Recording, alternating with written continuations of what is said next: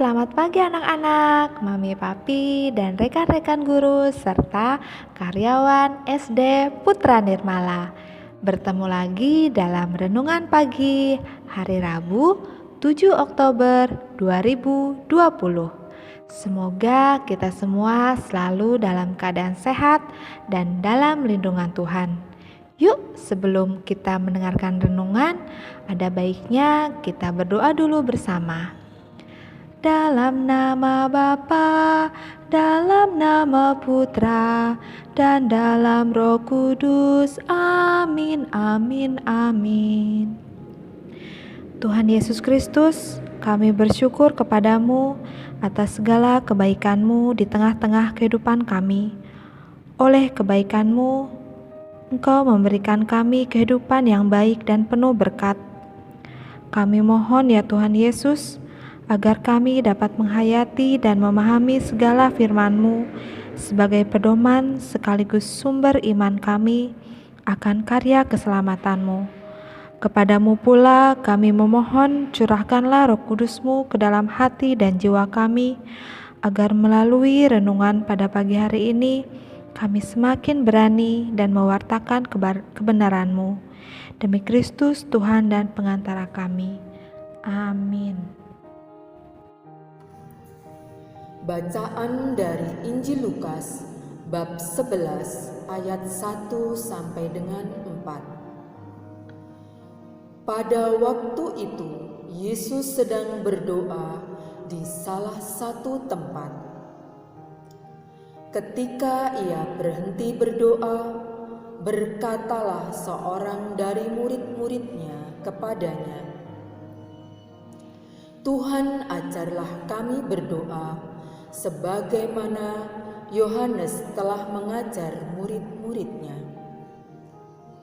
Maka Yesus berkata kepada mereka, "Bila kalian berdoa, katakanlah, Bapa, dikuduskanlah namamu, datanglah kerajaan-Mu, berilah kami setiap hari makanan secukupnya, dan ampunilah dosa kami, sebab kami pun mengampuni yang bersalah kepada kami. Dan janganlah membawa kami ke dalam percobaan." Demikianlah Injil Tuhan. Terpujilah Kristus.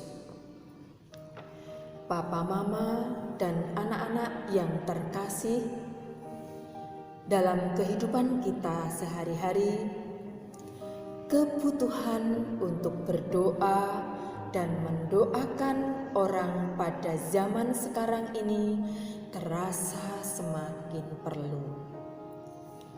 Di masa yang penuh dengan persaingan, ketidakpastian, dan yang ditandai dengan egoisme ini, manusia perlu peneguhan dan mendapatkan jaminan.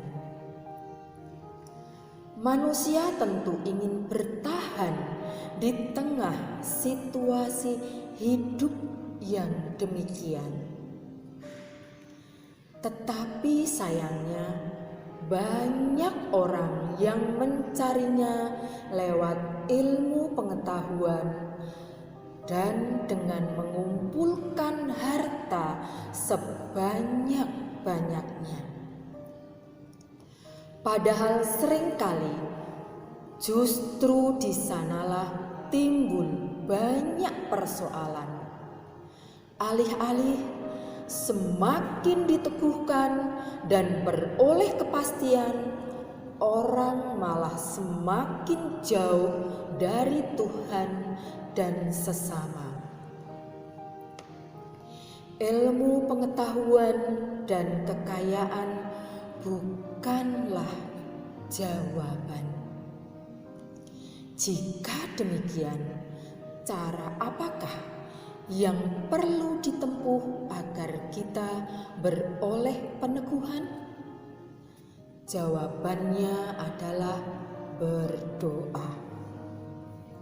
Doalah sumber kekuatan dan peneguhan. Doalah yang memberi jaminan karena di dalamnya ada harapan. Hari ini kita mendengarkan Injil tentang doa Bapa kami versi Injil Lukas. Kita percaya bahwa doa yang penuh kuasa dan refleksi mendalam ini diajarkan oleh Tuhan Yesus sendiri ketika para murid memintanya supaya mengajarkan sebuah doa. Para murid memerlukan sebuah doa karena mereka telah menyaksikan betapa doa telah memberikan kekuatan dan kuasa dalam kehidupan Yesus. Doa Bapa kami adalah doa inti yang diajarkan Yesus sendiri. Setiap kata dalam doa Bapa kami bisa menjadi permenungan tersendiri. Namun di sini mari kita renungkan satu kata pertama yang paling besar pengaruhnya, yaitu Bapa.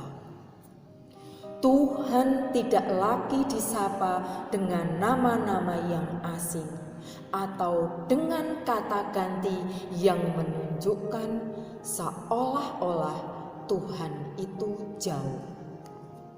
Sebutan Bapa mengantarkan manusia berada tepat di pangkuan Bapa, seperti anak di pangkuan ayahnya yang kuat tetapi penuh kasih untuk menghidupi, membimbing, dan melindungi. Ia hadir di sini bersama kita. Panggilan Bapa juga menghancurkan tembok pembatas antara orang Yahudi dan orang bukan Yahudi. Tuhan bukan hanya milik bangsa tertentu, melainkan milik setiap orang.